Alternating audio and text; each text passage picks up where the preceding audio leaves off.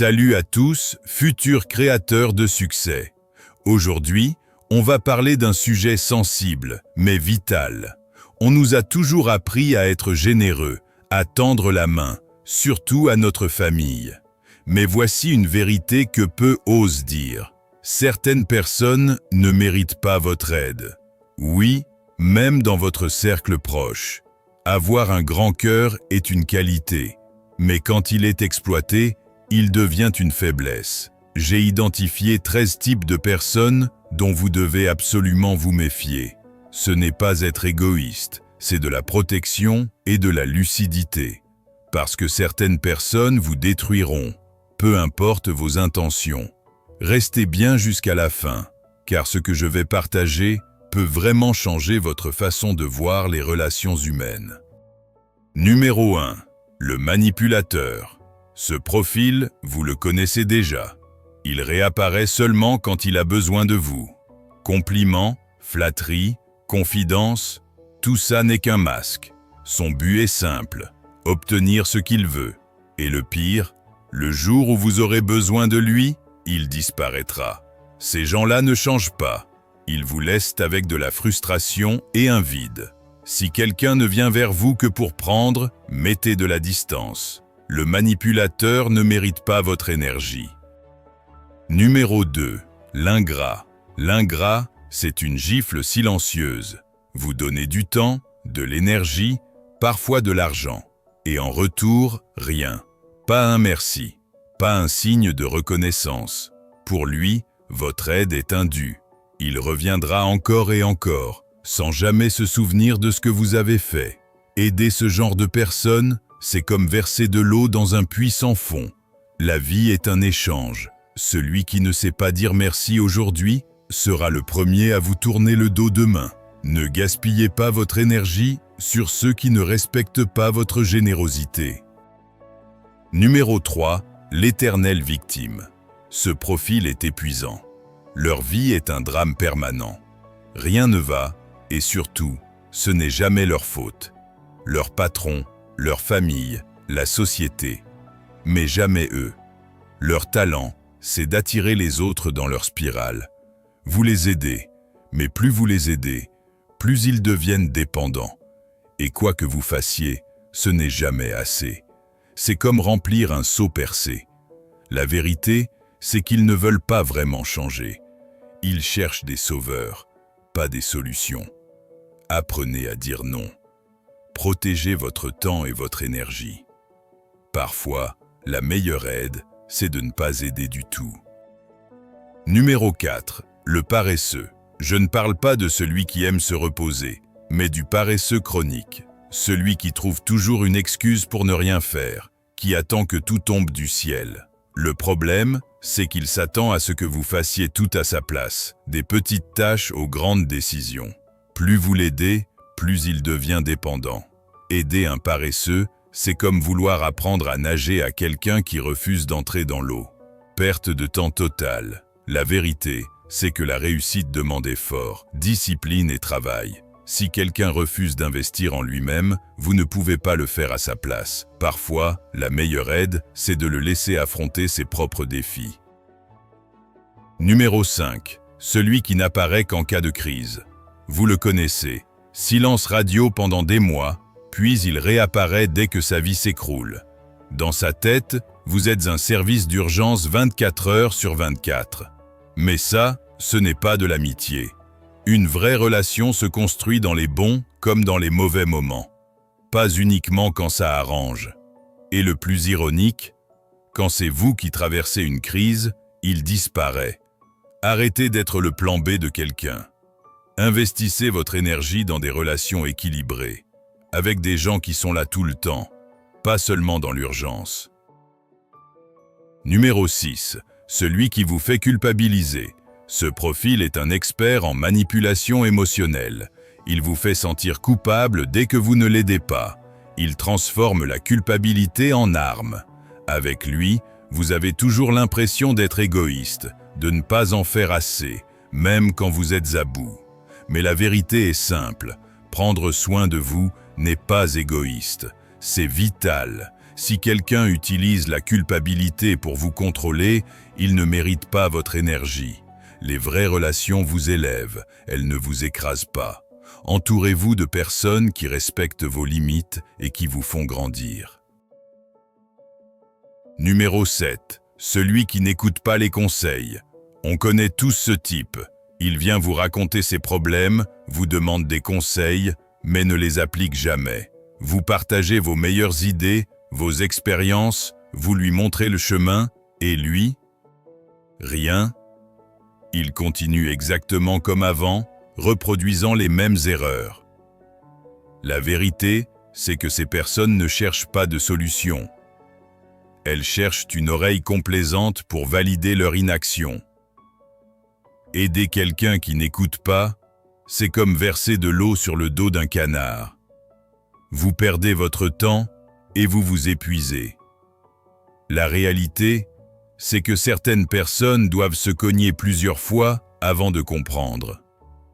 Ne gaspillez pas votre sagesse avec ceux qui ne sont pas prêts à évoluer. Concentrez votre énergie sur ceux qui écoutent vraiment et veulent changer. Numéro 8. L'intéressé. Lui, c'est un vrai parasite émotionnel. Il a un radar pour détecter ce que vous possédez. Argent, statut, relations. Quand tout va bien, il se colle à vous. Mais quand vous traversez une épreuve, disparu, ces gens portent un masque de fausse amitié. Derrière leur sourire se cache un calculateur qui ne pense qu'à ses intérêts. Comprenez bien ceci, l'amitié véritable ne se mesure pas en profit. Une relation saine est un échange, pas une exploitation. Si vous laissez ces personnes diriger votre vie, vous finirez vidé, utilisé, épuisé. Faites le tri, choisissez des relations authentiques, basées sur la sincérité et le soutien mutuel. Votre vie est trop précieuse pour la gaspiller avec des gens qui ne vous voient que comme une opportunité. Numéro 9. Celui qui n'apprend pas de ses erreurs.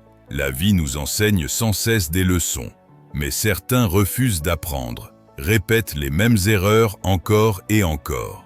C'est comme s'ils portaient des œillères. Vous pouvez passer des heures à les conseiller, leur tendre la main, rien ne change. Aider ces personnes, c'est comme verser de l'eau dans un panier percé. Tout s'échappe. Votre temps est précieux. Ne le gaspillez pas avec ceux qui préfèrent stagner. Investissez-le dans ceux qui reconnaissent leurs erreurs et veulent évoluer. Ces personnes-là, qui avancent vraiment, méritent votre soutien. Les autres, laissez-les suivre leur chemin. Numéro 10. Celui qui ment pour son propre bénéfice. Le mensonge est un poison. Ces personnes sont des manipulateurs habiles, capables de créer des histoires si convaincantes qu'elles touchent votre cœur. Vous donnez temps, énergie, parfois argent, puis découvrez que tout n'était qu'une illusion. La confiance est comme un verre en cristal. Une fois brisée, elle garde toujours ses fissures. Aider un menteur, c'est comme arroser une plante en plastique. Ça ne donnera jamais de fruits. Choisissez vos relations sur la sincérité et l'honnêteté. Les fondations solides de vérité et de respect mutuel sont les seules qui résistent au temps.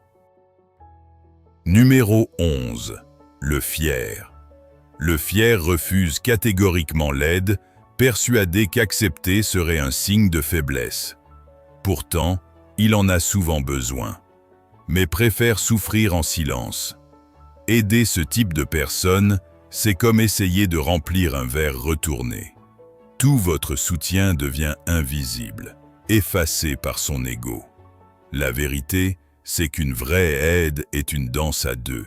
Sans gratitude, vos efforts tombent sur un sol stérile. Ne vous épuisez pas, restez présent, mais gardez vos distances. Attendez le moment où la personne sera réellement prête à recevoir. Numéro 12. L'opportuniste. L'opportuniste vous observe comme un prédateur sa proie.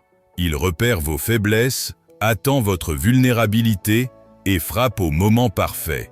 Il se présente comme un ami, mais derrière le masque se cache un calculateur sans scrupules. Chaque main tendue devient une arme contre vous. Aider un opportuniste, c'est donner un couteau à quelqu'un qui sourit tout en préparant sa trahison. Ne sous-estimez pas sa patience ni sa ruse. Protégez ce que vous avez construit. Un véritable ami vous soutient sans tirer profit de vous. L'opportuniste, lui, transforme vos difficultés en opportunités pour vous exploiter. Numéro 13, le narcissique. Laissez-moi vous parler de ce personnage particulier, dangereux même, si vous ne savez pas le reconnaître. Le narcissique vit dans un monde parallèle, un monde où il est la seule star, et où chaque conversation doit tourner autour de lui. Imaginez la scène. Vous traversez un moment difficile. Vous cherchez une oreille attentive. Mais lui, il vous coupe la parole pour raconter une histoire où il est encore, et toujours, le héros. Voilà le problème. Aider un narcissique, c'est comme verser de l'eau dans un désert. Peu importe la quantité de temps, d'attention ou de soutien que vous lui donnez. Ce ne sera jamais assez. Il avale votre énergie. Il se nourrit de vos efforts. Et il ne dit même pas merci. Observez bien le schéma. Il est toujours là pour recevoir vos applaudissements. Toujours là pour parler de ses succès, de ses exploits, de ses victoires. Mais au moment où c'est vous qui avez besoin de soutien, disparu, évaporé, silence radio.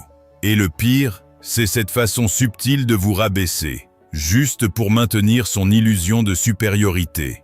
J'ai vu des personnes généreuses s'épuiser à essayer de remplir ce puits sans fond. Toujours donner, toujours supporter, toujours excuser. À la fin, elles se retrouvent vides, vidées émotionnellement, pendant que le narcissique, lui, continue sa route, imperturbable. Alors écoutez-moi bien. Si vous reconnaissez ces signes, même dans votre entourage le plus proche, même dans votre famille, prenez vos distances. Ça ne s'appelle pas de l'égoïsme. Ça s'appelle de l'autopréservation. Vous méritez des relations équilibrées, des relations où votre voix compte, où vos succès sont célébrés sans jalousie, où, quand vous traversez une tempête, vous n'êtes pas laissé seul sous la pluie. C'est ça, une relation saine. En conclusion, votre bonté est une force, mais si vous ne posez pas de limites, elle deviendra votre faiblesse. Souvenez-vous, j'ai partagé avec vous ces 13 types de personnes à éviter non pas pour vous rendre méfiant, mais pour vous protéger. La générosité est une vertu, mais le discernement, c'est de la sagesse. Filtrez les intentions, écoutez votre intuition et surtout, consultez Dieu dans vos décisions, parce que ce n'est pas parce que quelqu'un porte le même sang que vous qu'il mérite automatiquement votre aide. Protégez votre cœur, protégez votre énergie, protégez votre bienveillance pour ceux qui en sont vraiment dignes.